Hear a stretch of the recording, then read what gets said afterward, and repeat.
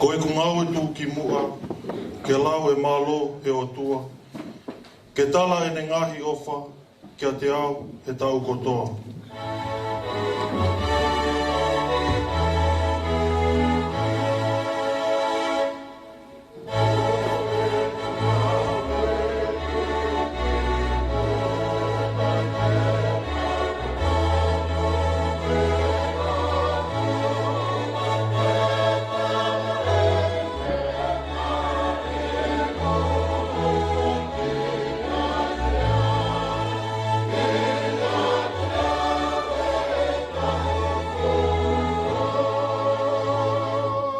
Tolu, ko taimi foki nā ku fōu, he vai hala Talavou, nā ne awhio he fufu o puke au ke oa e humu.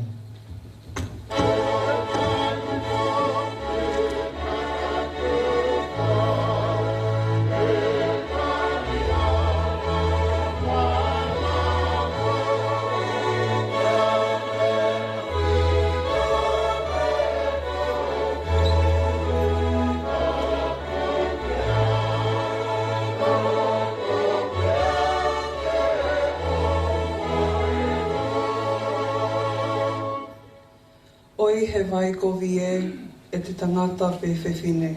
Tā kua pāo ke o tu'u tamaki, ko koe pe neu hū Hawaii.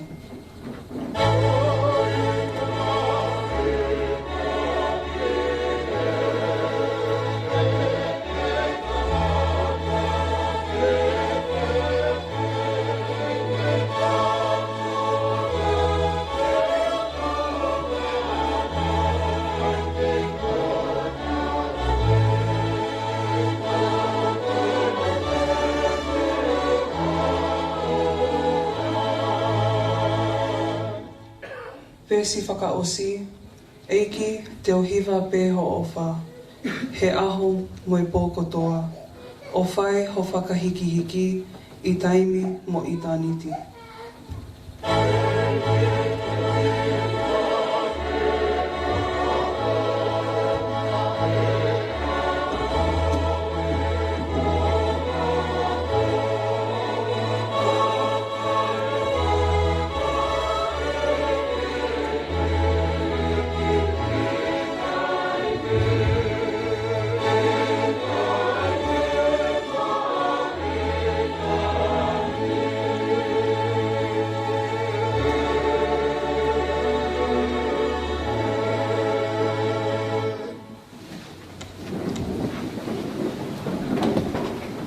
Rofi. E o tua mafi. E mau tamai ai a Fiona.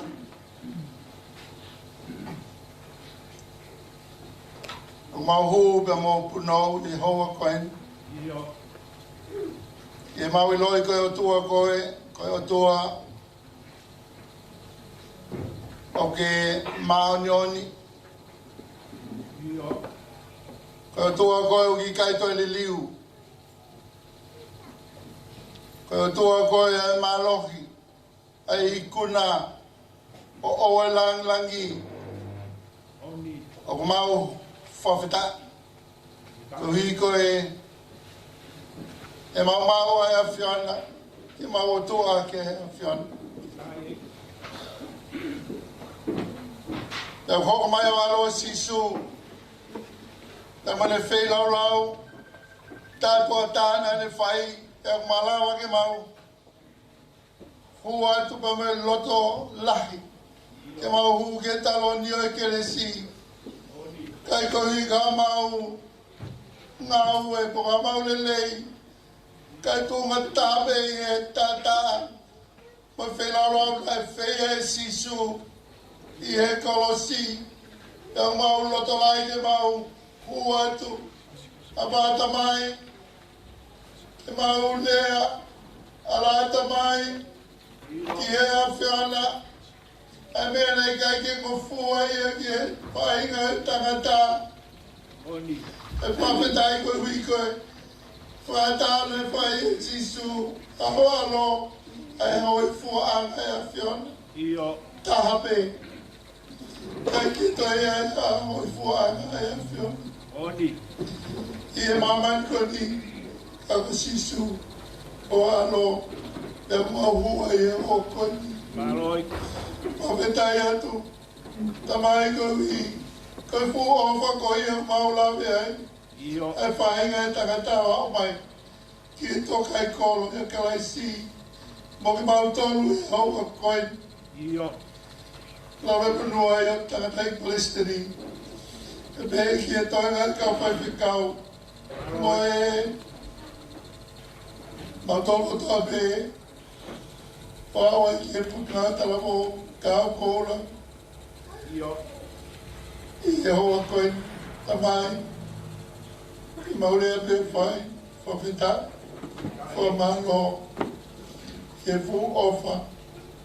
Ai Ecclesiastes. Fetu'u ai e ha e maulawe ai. Io. Te tāu ki mautolu ke mau.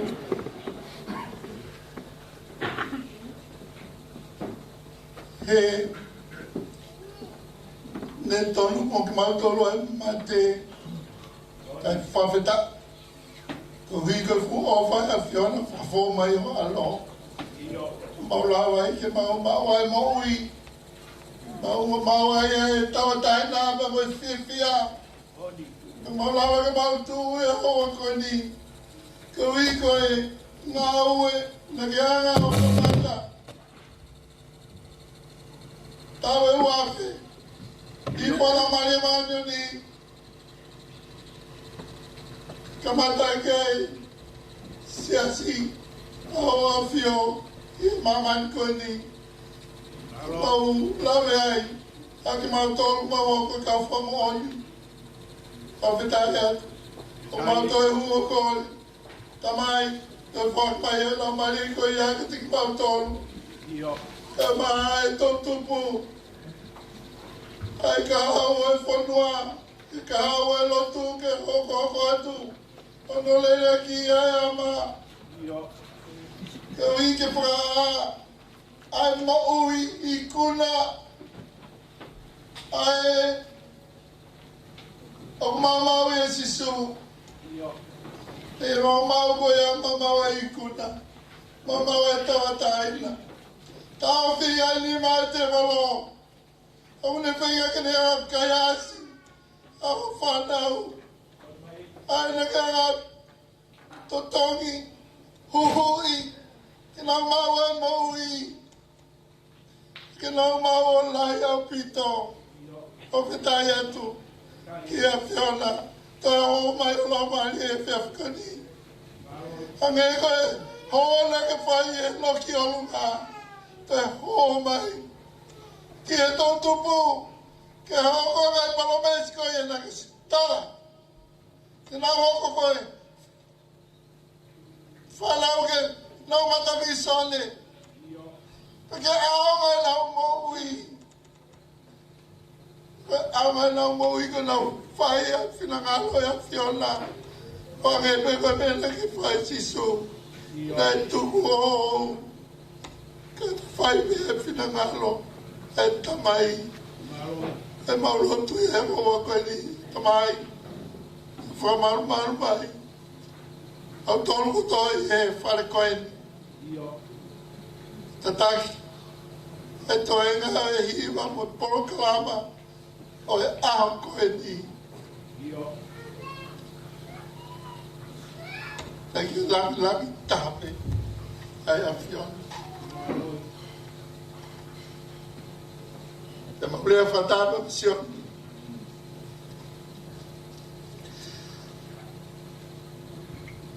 Ma holo mui ko tope ki mui. Ke fotu. Tape ana o ano sisu Kalaisi. Io. E mea o tō mau whai. I Efi'afi koe ni. Maroi. Whawhitai eto. Ke taimata. Koe Lotu. E mai hie huhu mau whai. Tāpai kino mai. E Polokalama. Ki he lākalaki ia e a whiona. Ma Lotu e mai hu. Whai kotoa me wawhau alo. Sisu Kalaisi. Wawhau mo.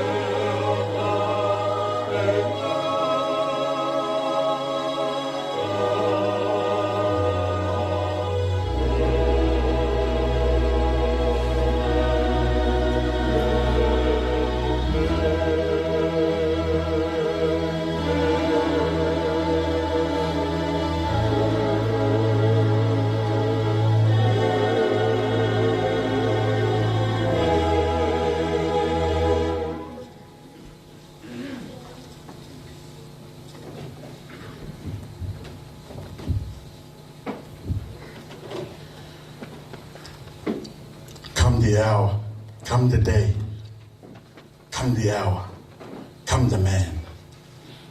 His name, Jesus Christ, King of Kings, Lord of Lords. Hoko mai ahagoia, hoko mai hono hoa, hoko mai tangata, tu'i o ngahi tu'i, eiki o ngahi eiki. Only you we will bow down. O hoa whape te mau unou ki ai. Tapke tangata i paisteni. Whawhikau na siya skola. Whatap ki he tangata i whawhikau sea. Wahi whonua. Whawhikau o tuhiwa mako palang. Whatapu hen koe hui ka kare ki ta. Mai kotoa e kau whawhikau. Whatapu hen koe hui koe Kaha'u ofa. Siasi Manuela. Tau kau whatahe a koen. Whawhitai lahi ki o tua. Whatapu hen koe hui o singai mātua. Whatau mawahe koe hui ki a Paula moi moi. Whawhitai ki Eiki. Tau kau whatahe a koen. Me kōkore ki whatap ki he whawhikau e pot ngāwe. Whawhikau te smon kaf. Hakau a ahe u tau ien i a aho koen. Koe kātoa ngai ai aho.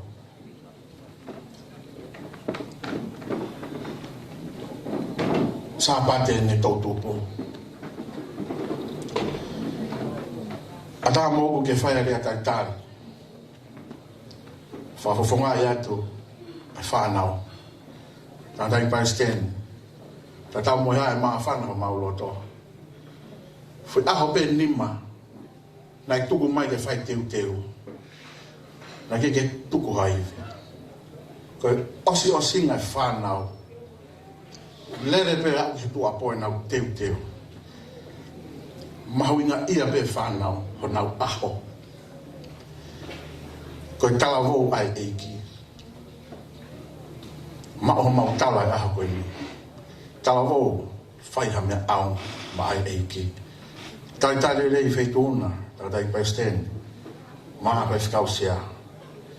Si Kaha'inga me hei Manuela. Mui Kaha'inga ofa kotoa pe kawa ah. Ko lawe, wai whakafofonga e ni me hei youth pita semi. Lawe, wai mo youth hen me ngai siaski hike.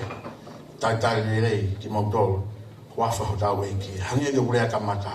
Aho koia. Come the day. Come the hour. Come the man. Koia toko tahape. Te tau puno ki ai. Whatawangi. Tau mauha. Katoanga fia a koen. Aho whakalang ien tau whai. Ki ho tau otua. Koe lea pēna whai ke whanau. Tau e langi otua. Tonu ho mauloto. E lau maari o Eiki. Whai a kia. E tau katoanga. Whakawhetai. I he hoa koe ni. Whawhtai lai ki otua mafi. Ma whana lahi i roto e whaifkau, tare ki tā pēwho ke whaifkau o e pon ngāwe. Tā wao mai ki aha koe ni. O hanga he whanau tōtūpū, whakakakato, e mahina e whamiri.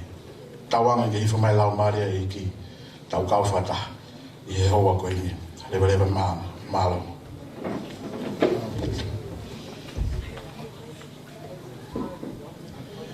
Whamoni mōre pē ke Manuela.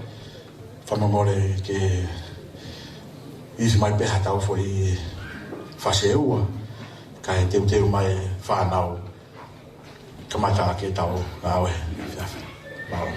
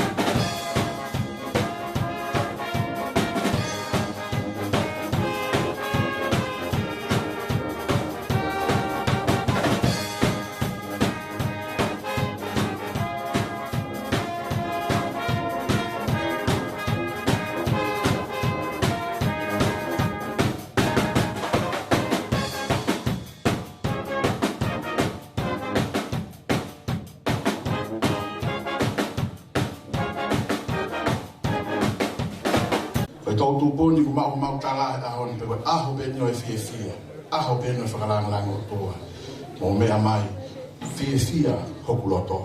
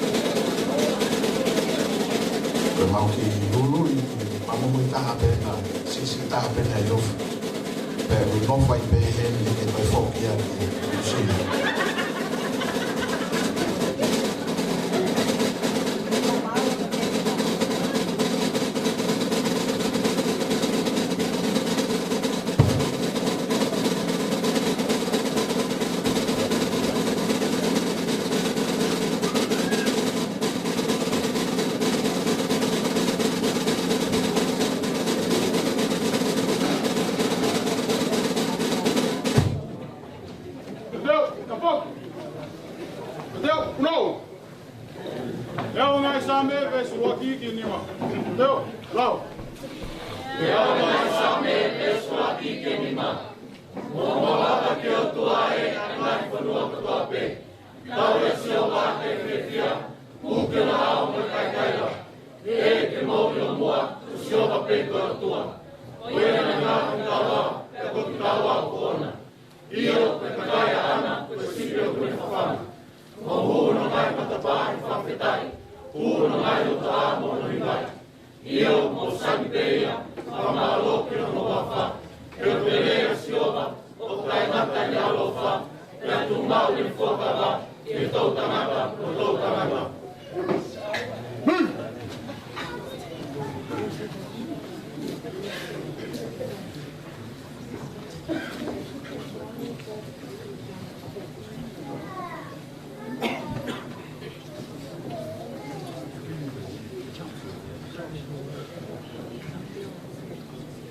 Teo.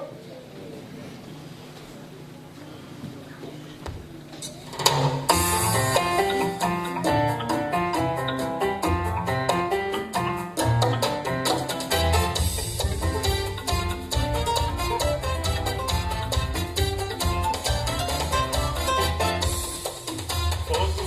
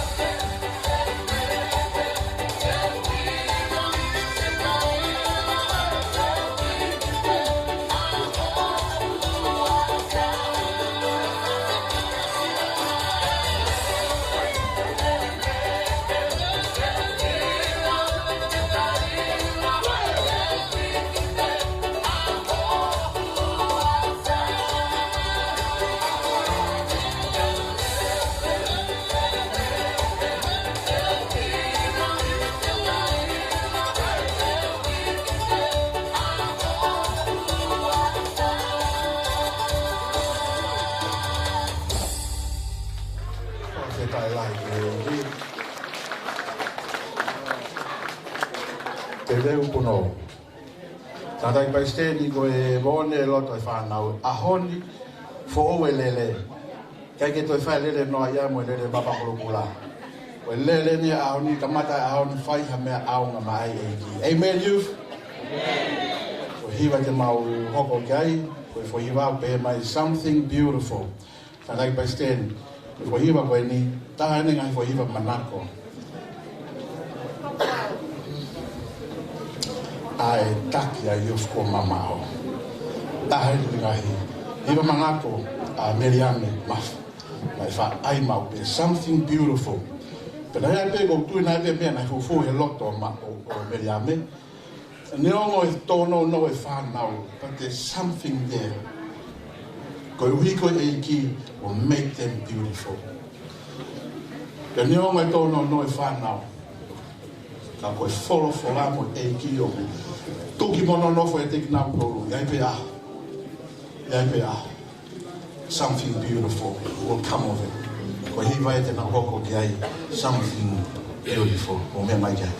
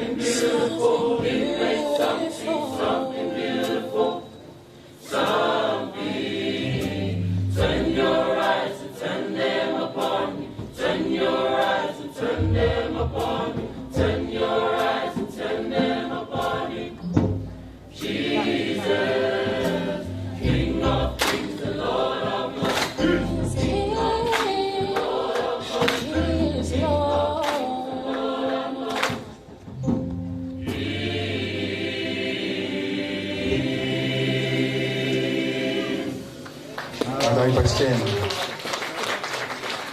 Sa se tai ke o tua. Neongo. Tono no tomo humo I whanau. Ka o ngau e ai o tua. Ngau e he fufu. Iai pe a. Whanau wende. Something beautiful. E asi mai mi he nau mou. Ko le whenga maari koe ni. Mea te whanau te uteu mai ki mea hoko. Ka mai more pe nia nai. E mo si tau hiu. I whi whahoko mai he tau ki fo I.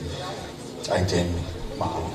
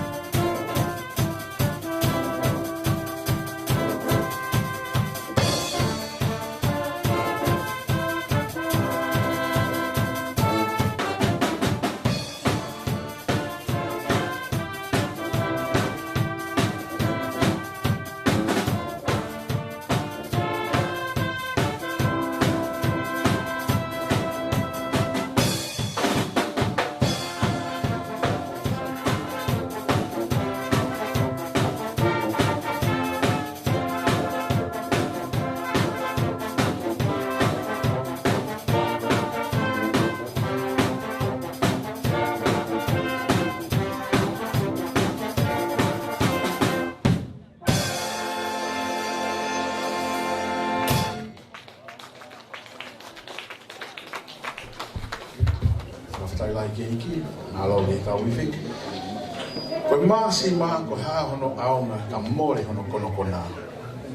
Koe karistiane haa hono aunga ka ikai asi ai toonga o karistiane. Foi ai kei mia hoko kia e whanau, pe mai salt of the earth. Pe u whaamu ai whanau tō tupo e Tokaikolo. Ke nau hoko moni koe maasima o e whanua. Ke asi ai toonga o karistiane. Mo mea mai ki ai, salt of the earth.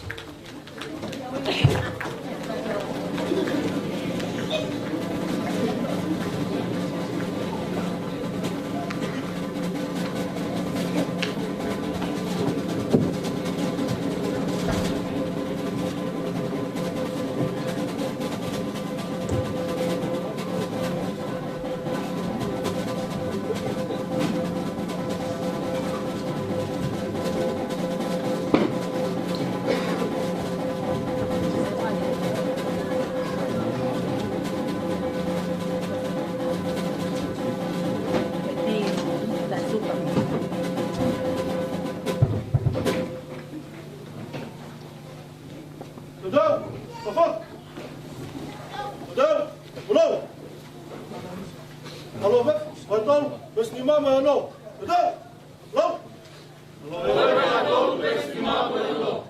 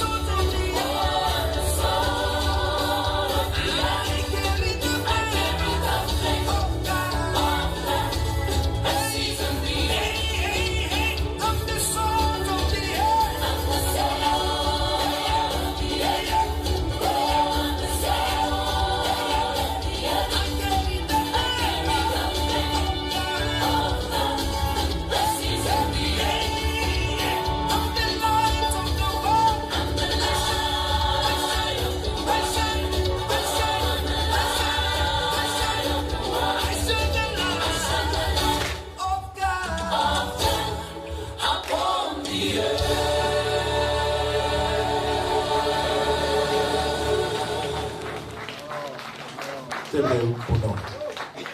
Koe whanau e whanau, tātai kai steni. Te koe whamui ai mātua mo ki tau tolu toa pe. Whanau ni ki nau hoko mo oni, koe māsi mai whonua, whaftai lai ki Eiki.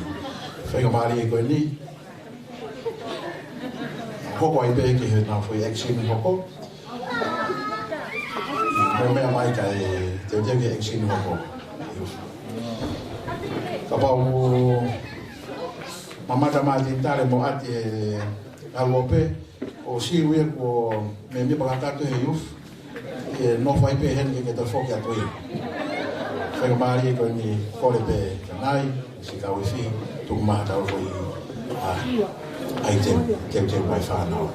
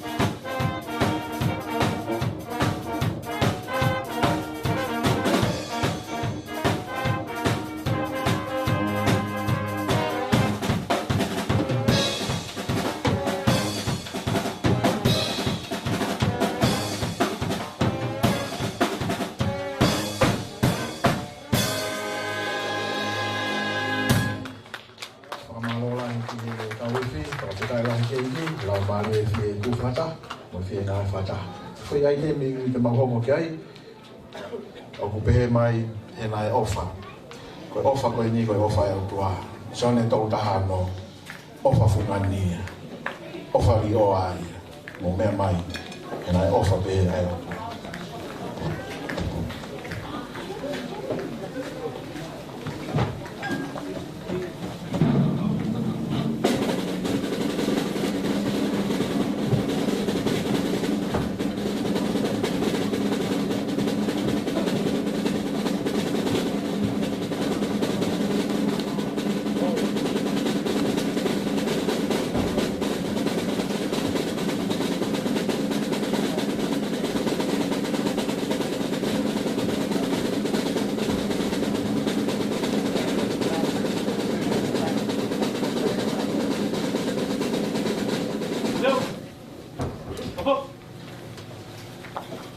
Puno.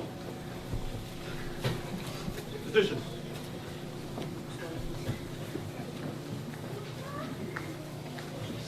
Fetu'u. Lotu mai ni ma vesta ta mo tawa. Fetu'u, lau. Fetu'u. Lotu mai ni ma vesta ta mo tawa. Fetu'u ni famoni, o fatu wa ke ka to ni ka ta. Fetu'u ni ya ku alo. Fetu'u ni ma ya lo, ni ma mo wi.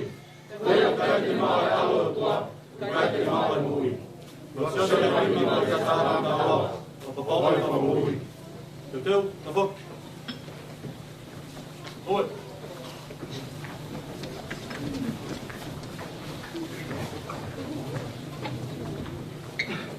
Teu, tá bom? Teu. Maria Angi. Maria.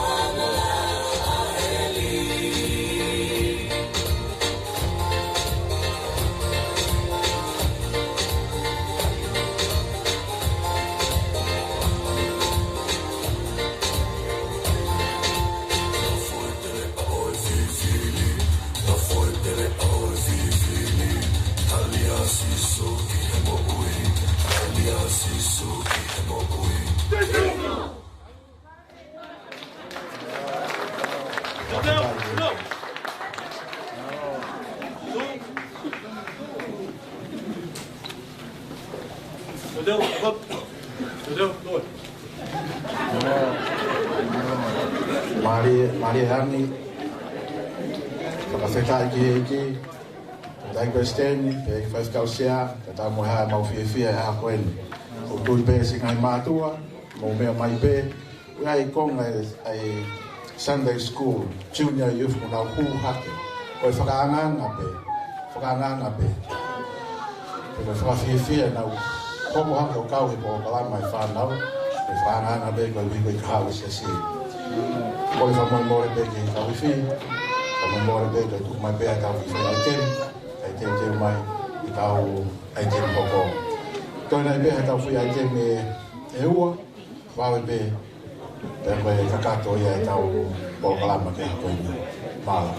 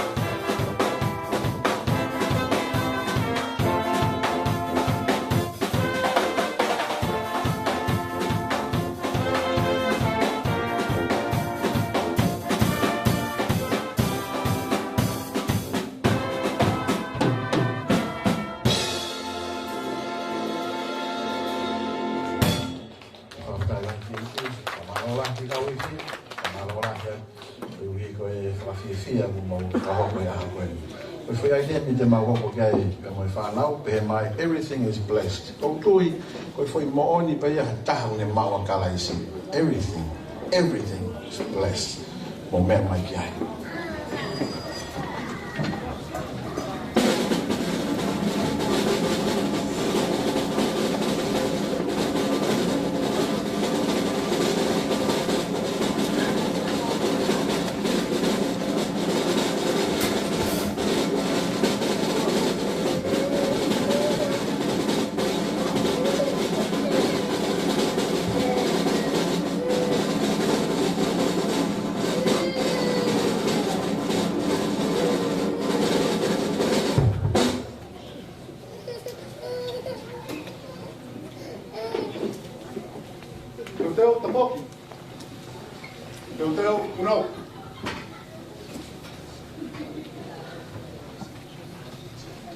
Ruaki ngai Saame, Vesulati ke Hono.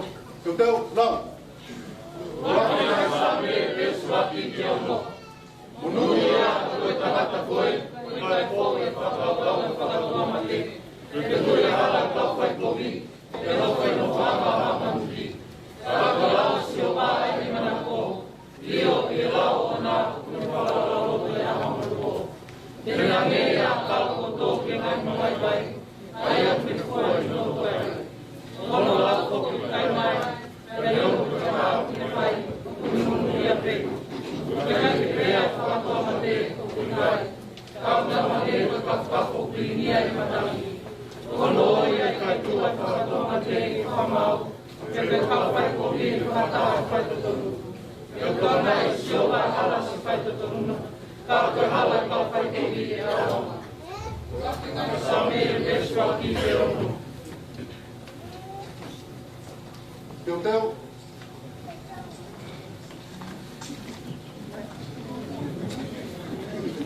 Teu Hono.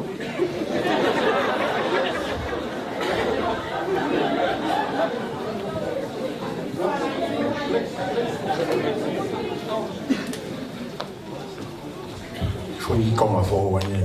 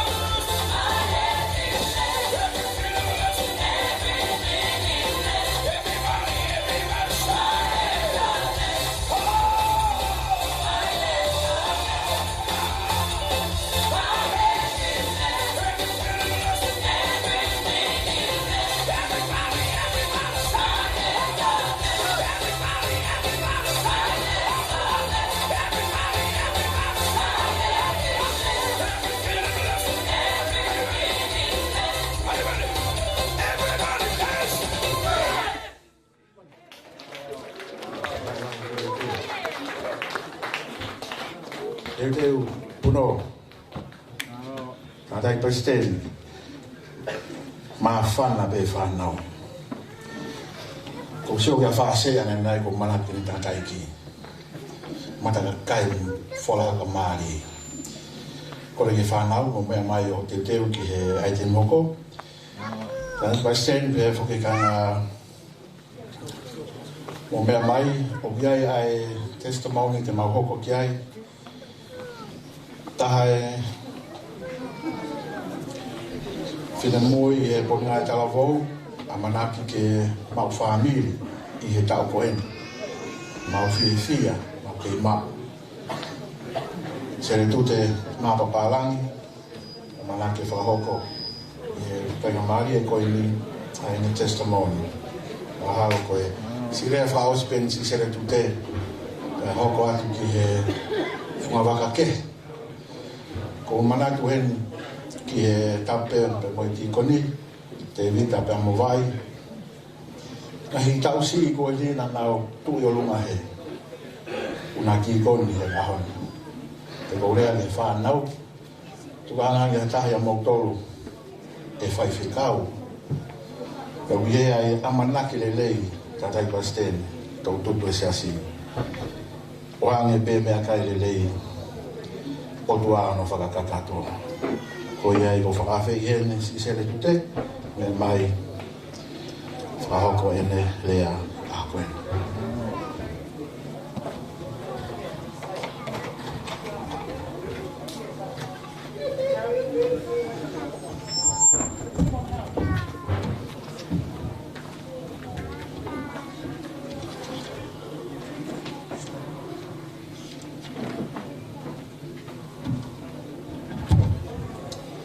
Whakatapo ke o tō mawhi hono lau mālia o awhio i he tau lotolotonga.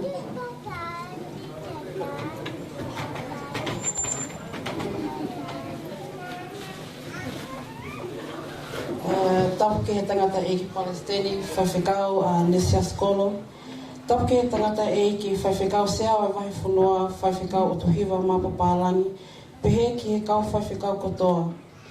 Tapu ke he kau tangata Eiki, mo si kau vaskola o Fetu'u Pongipongi, mo sola pe volangi, o tau i he kelekele o i api ko Fetu'u Pongipongi. Pe kau kole ke o tala, mo ka pui moha ngahi tu unga kotoa o tono ke a watu ki ai ai whakatapuni. O ko tomua tuku hawhaiwhia ki he o tua mawhi he ne whakaata, mo whakangofua, ai aho whakakoloani, si i whakamahu ingai, ai mahu inga, o i wā i hala Talavou, mo Finemui. My dad sent me these texts because I asked him if he can write my fakakū because I'm not really good at it. But anyways, hello everyone. My name is Lotu. Our visitors, welcome to our Youth Sunday for today. I was given the opportunity to say a testimony from Saya. I was hesitant at first. I didn't want to do it. But praise God, I'm here today. And I'm speaking on behalf of myself, for everyone. What do you call it? So I don't even know where to start. But, ko ilo pe everyone, no ilo palovepi wahi tolu wahi nima vesono, falala ke Eiki, aki kotoa holoto, oa wha aki ke poto o. O whaaki ke poto o ke whakaonga ki a te ia I o hala kotoa pe whatontono e ia ho ngahi alunga. Siasi koe ki I... I'm going to take this testimony that I've experienced through life. As a worker before, I used to be a machine operator and I did machine operating for 7 years for a bread company. And the hours I did was 10 hours, 4 days a week, sometimes overtimes, depending. And throughout those 10 hours at work, it's just myself. And I always find myself overthinking if what I'm doing right now is what I'm supposed to be doing, if that's what I'm supposed to do for life. And it got to a point where I settled for it. It was my comfort zone. I knew what I was doing and I was good at it. But as the years went by, I told myself, I don't want to be a machine operator for the rest of my life. I know there's more to life. I know I'm destined for more things. And in saying that, there was one day at work, I sat there and I prayed. This was on the line. I just prayed and I asked, what do you want me to do? What's your purpose for me, God? Is there anything that I can do? Because I know machine operating is not for me for the rest of my life. And in saying that, just after that moment, my site manager came onto the floor. And now my site manager is not a man of God. He's not a churchgoer. But it was after my prayer, after asking Jesus, what does he want me to do? He walks in my line and he goes to me, Salatute, can I ask you a question? And I said, yeah, of course. And he said, how old are you? I told him at the time I was 28. And he goes, there's more to life than you being on the operator. And I go, yeah, I understand the bit. I don't want to get out of my zone because this is what I know and I'm going to stick with it for life. And he said, no, what if I was to give you an opportunity to better yourself within the company? And I took it. And for some reason, as he walked off and I walked in my direction towards my machine, I couldn't help but cry because for so long I've asked, what is my purpose? What am I meant to do? And my site manager just came up and he gave me an opportunity. Fast forward towards the end of last year, there was a vacancy, a position opening as a quality coordinator. And my manager came up to me and he said, apply. And I told him, I'm not going to apply. I'm better off being a machine operator because this is what I know. It's my comfort zone. And he said, no, you apply. Whatever happens after that, it's on you. So I took it.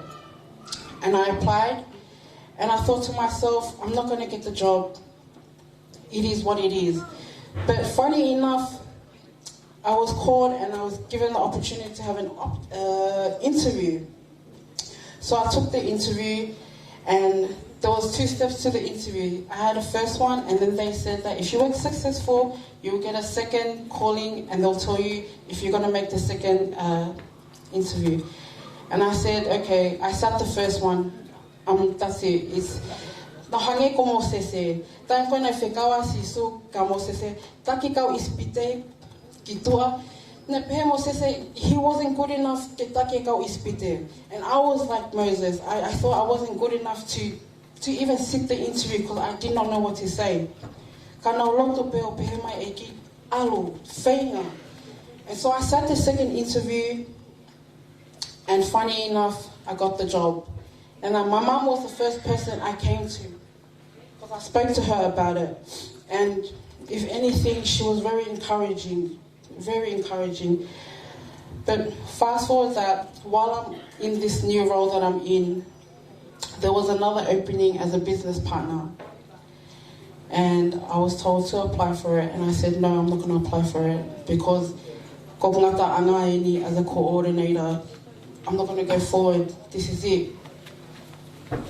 But like I said, God has different plans for you. When you think you're in your comfort zone, that's not your final destination. That's just you settling for second best.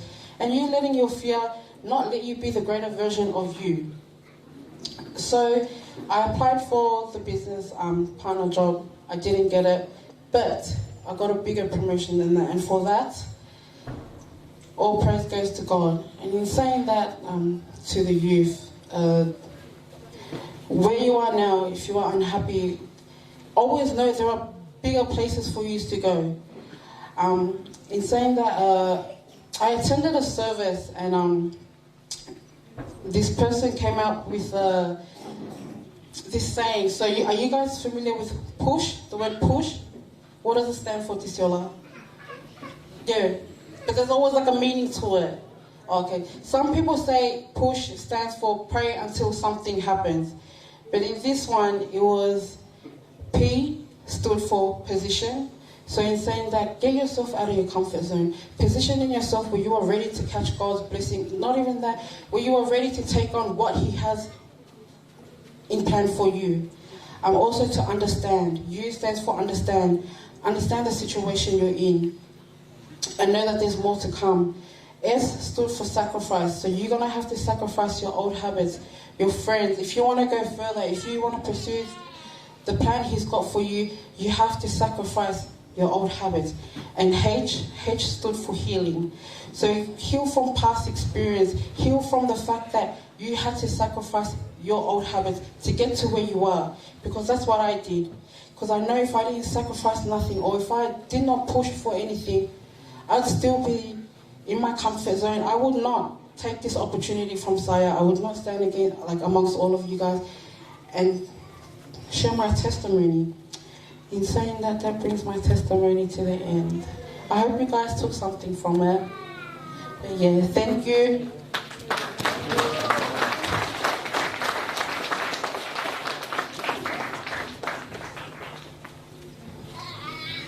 Taha mea whakawhiwhia, ta tai pesteni. O gai be mea, o tāna ke whanau. I he nau whanonga ki ngai malanga, e mga iako nake whai iau whai whikau. Ko i whainga tā, ko i palo palema, ko landi, o tua be hanga ki ai, tala ki ai. O malo henga sere tuti, pea mo e rea whalokola. Pea mahalo ko i mau whaosi enda sere tuti ki e iufu. Kai ke whaskai ke Eiki, whamamore pe ki a Kawise i Manuela, tu mai pe ki whai ai te i taha. Kai tau, koutua i mo mea mai pe ki whakasteisi, koe tau whai ai te whakawasi pe ia, koe tau whai drama.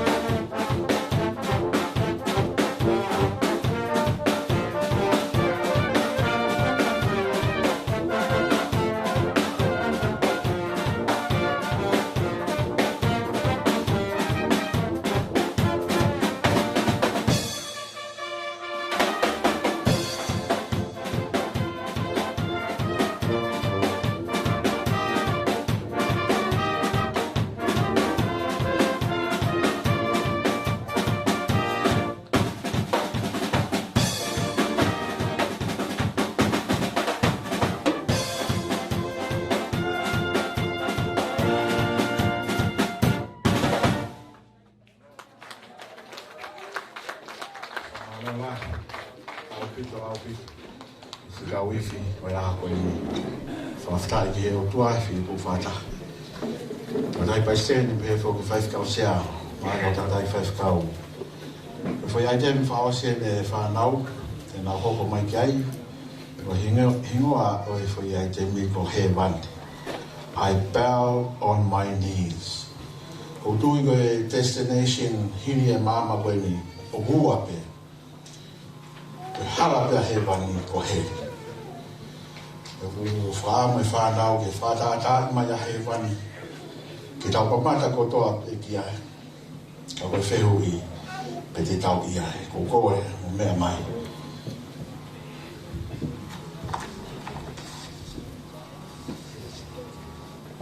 Eu tenho um pouco. Eu tenho um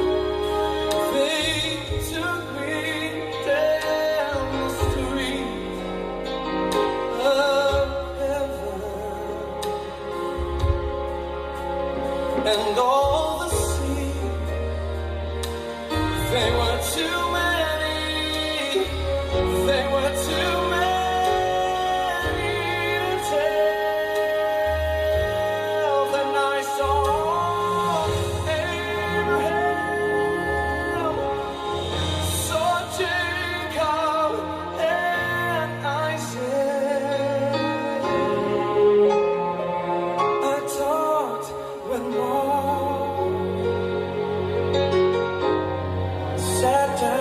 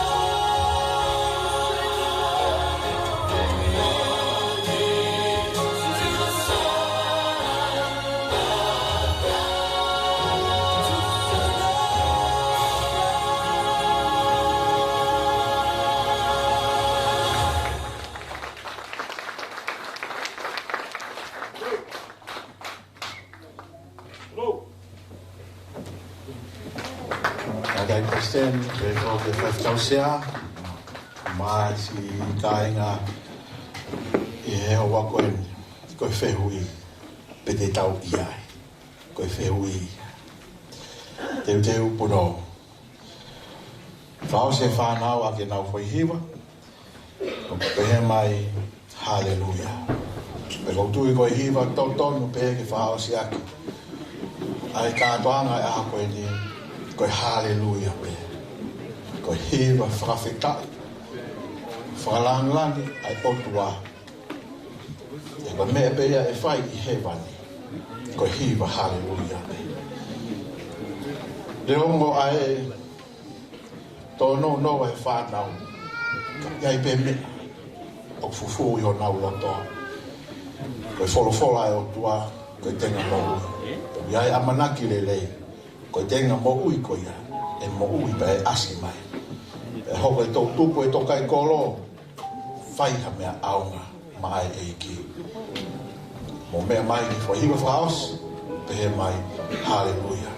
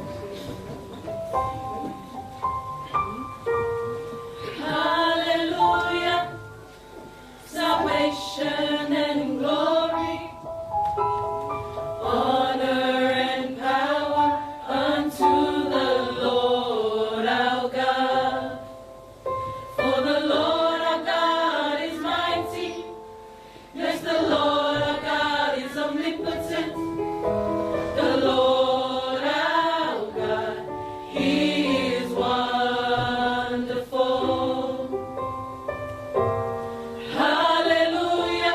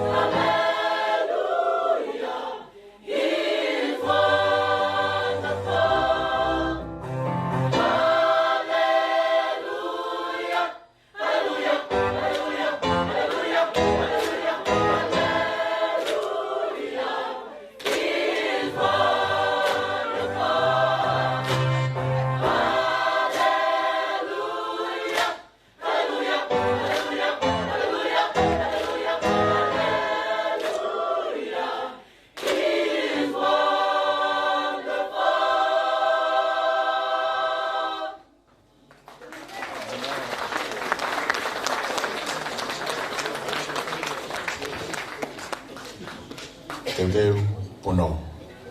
Koni e fotutu ma alonga e whala. Nā rei paisteni, e fōki e whakau sea, ma e kau whaikau. Koe ngā taha ngai e teu e whanau, ke a koe nei. Katawangi pe, iai pe ai aonga, si ngai mātua. O toko mai ho mau whanau, koe ui koe tau ngā ue. Nā kai ke tuku hālelei, oso senga pēni ai teu e whanau. Koe ui ko honau aho. E mau whatawangi pe, lau mari e o tua. Mau pe ha fia, mo ha whekau. Me ngai teu nai whakao ko he whanau. Ai whakaha whakamalo, ui koe si ka uiwhi koe ni Manuela. Whetai lahi ki o tua maf. Koe ui koe whie tu whakataha. Koe ui koe whie kau ngā ue, e ngā ue whungawaka ai Eiki. Whamalo lahi.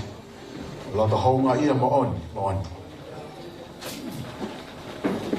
Whamoi mōre pe Fetu'u, tātai paisten. Whamoi mōre pe, ki mea pai pe mua, o whakakakato, ai ngā ranga o e akoena. Tau monu atu, me he tale ki tā, pe whoki whaifkau e pot ngā ue. Talavou mo e Finemui. Ko boa ko whalahi atu, Fetu'u. Au lau mau tāpua ki akoena. Nau mau koe, mau tonu koe hen. Tong tangata ne fiha. Tau ne wha mo fula Siasi. Fufua mea tonu e Palestine Siasi. I he iu Sunday o Sene. Koe mea wha historia. Nau lau mo mau tāpua ki.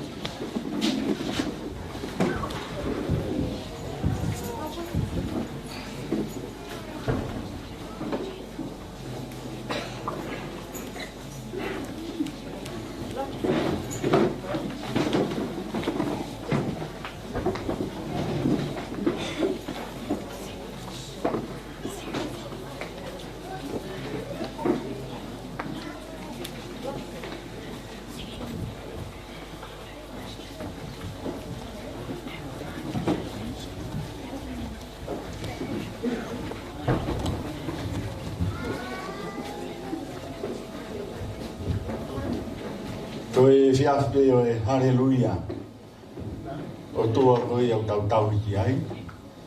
Pe o toko taha pe o mōni skit whaosi na mūwhai. I longa ha tui langi mamani lolo whanua. E lungo toa pe o tulu tui ena. Pe wanga whangai tapu ki a tia.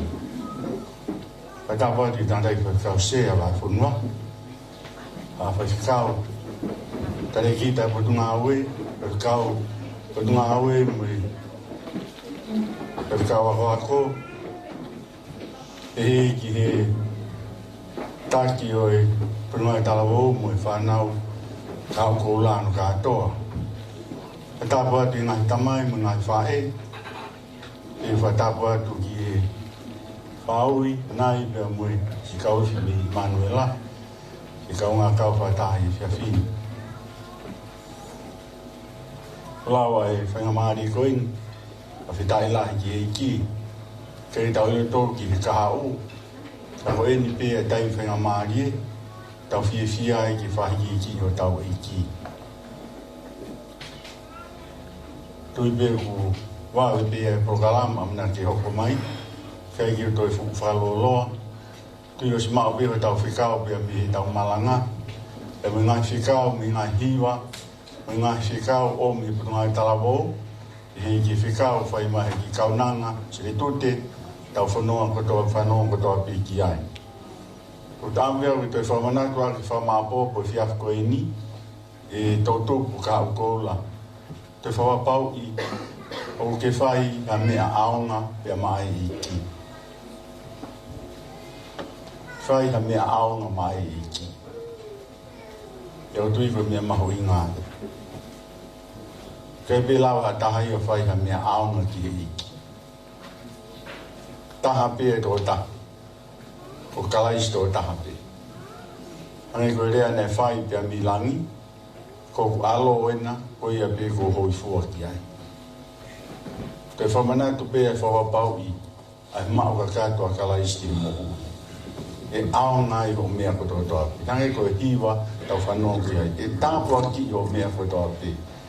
Ngā oe angai ko e whamatala mo ui whai e seretu te, e tāpua ki e ki ai mea ko tō toa pi. Peo tui u mahu inga ia, whamāpopo mo aho. Do something good for him. Ko mea u whi mao. Whai ha mea lelei pia mai e. E whai he whai tō kana tapu, ko e ngāo lelei ia. Whai he kawa mālohi. Whai he kaiha'a. Whai he rea tae whiunga.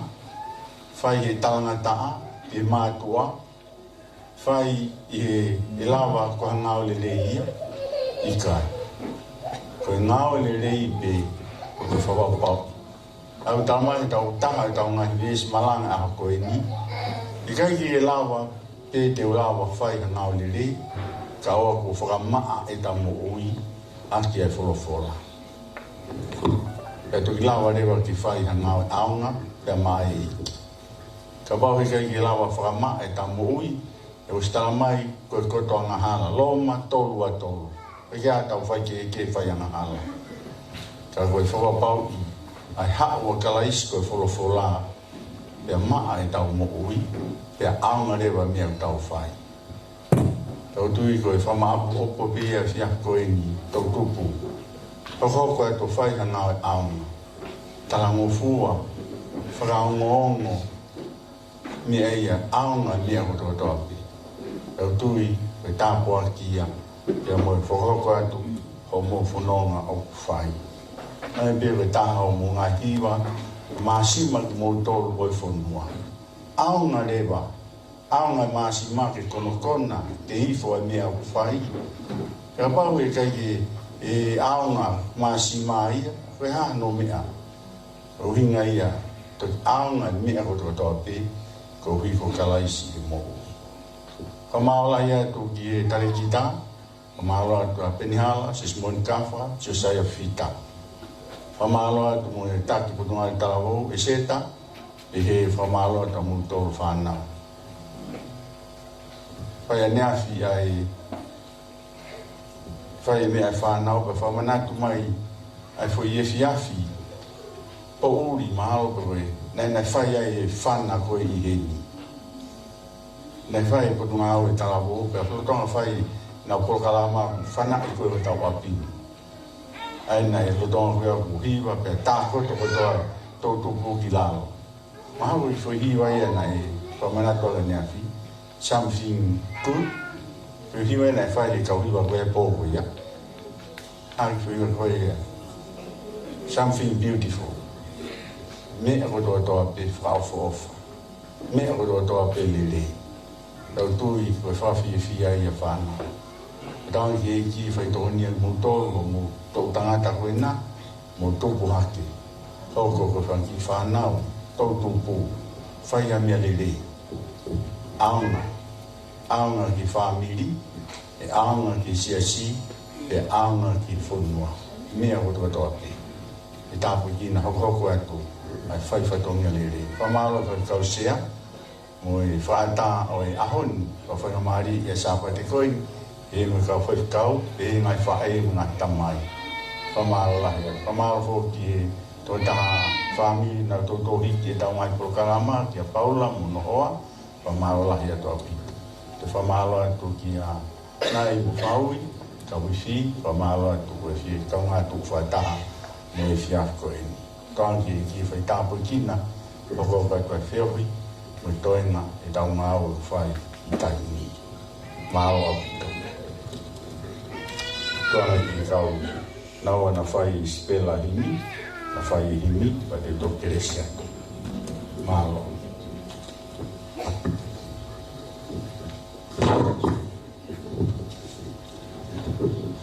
Ko himi e whakaosi aki e tau Polokalama e honi, ko e nimangi au whangawhuru ma walo himi, nima whawalu mo mea hake ke tau hiwa.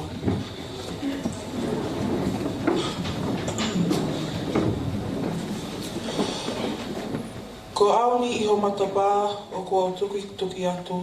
Tō lewa ki au ala, tō ki au, tō ki au. Ko futu e ku mautalia o tū he matapā i tua, si I lau maalia o ngosia, ke hupe mua, ke hupe mua.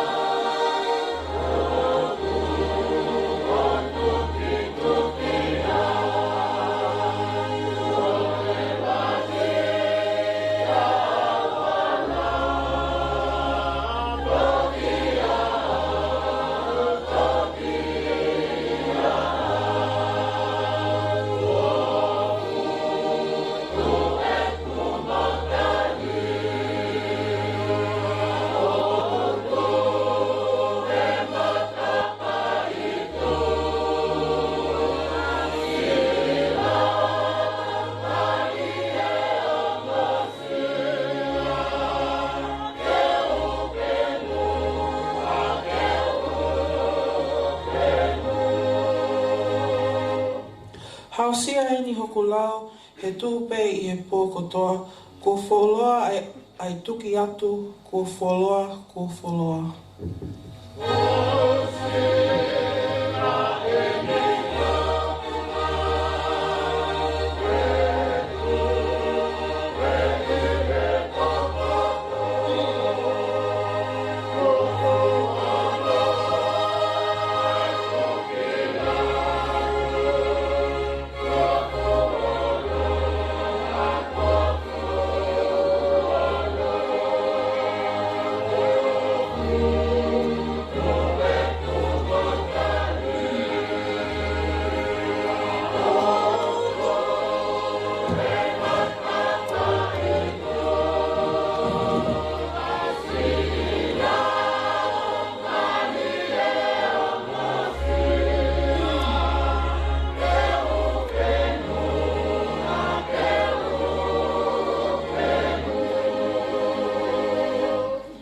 Kaveinga na kufua, he tuki whao he akau, na kutotongi ho mohua, tō ki au, tō ki au.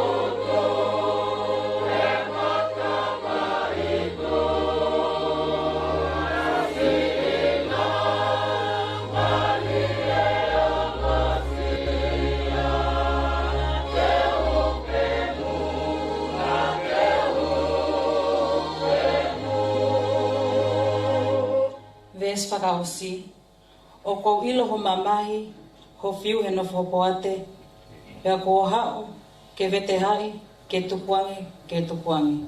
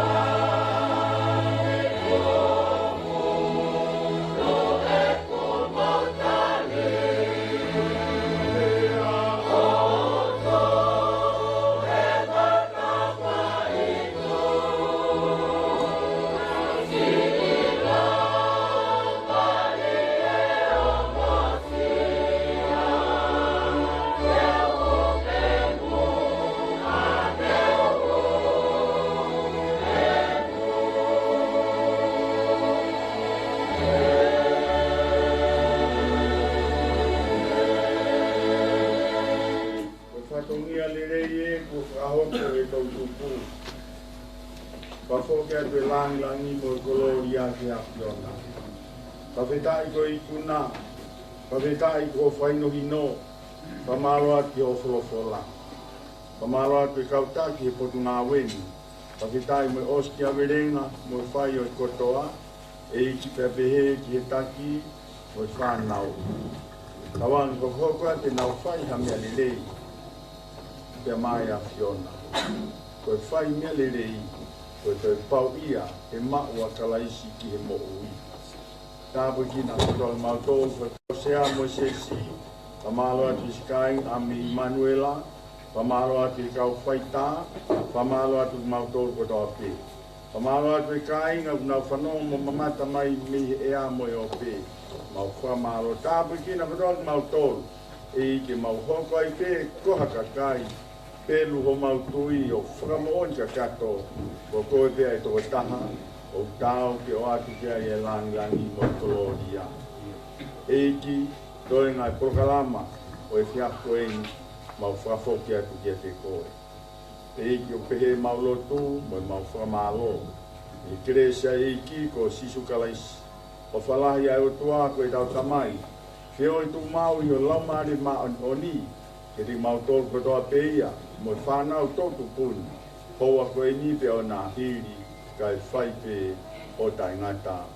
Amen.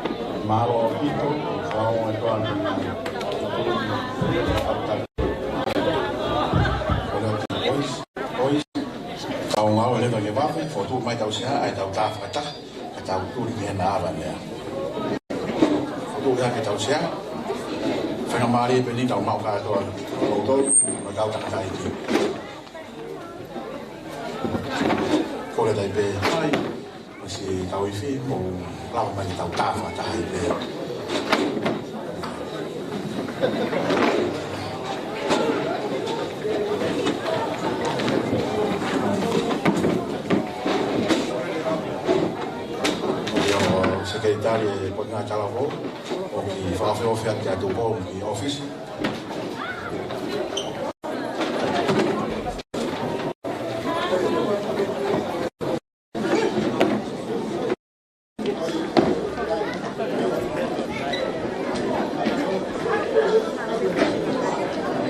Almari ko whanau, Allen i the first station, to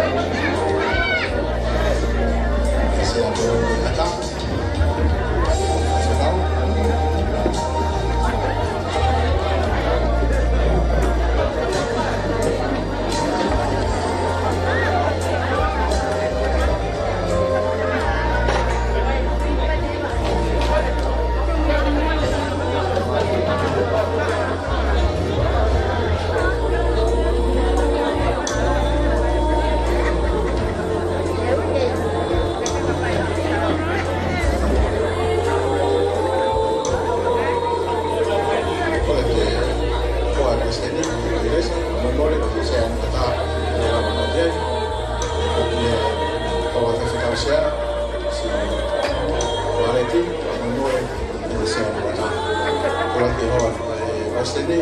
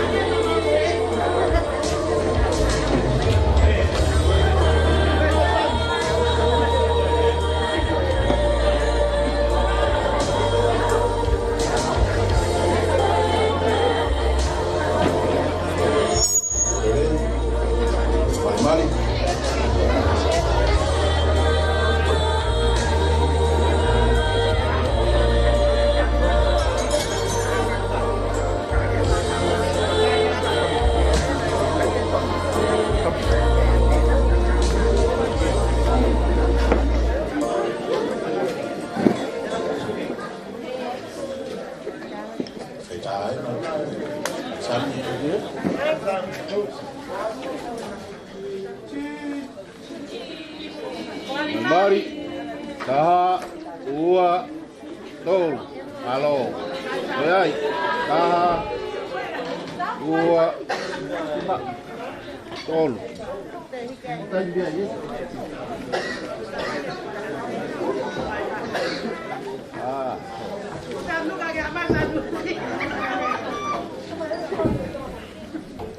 Koula te weita, koula te mawe me o te whaka. Lotu.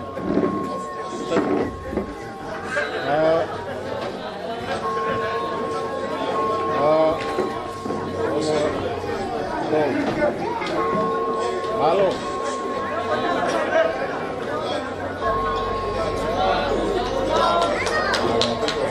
Eiki,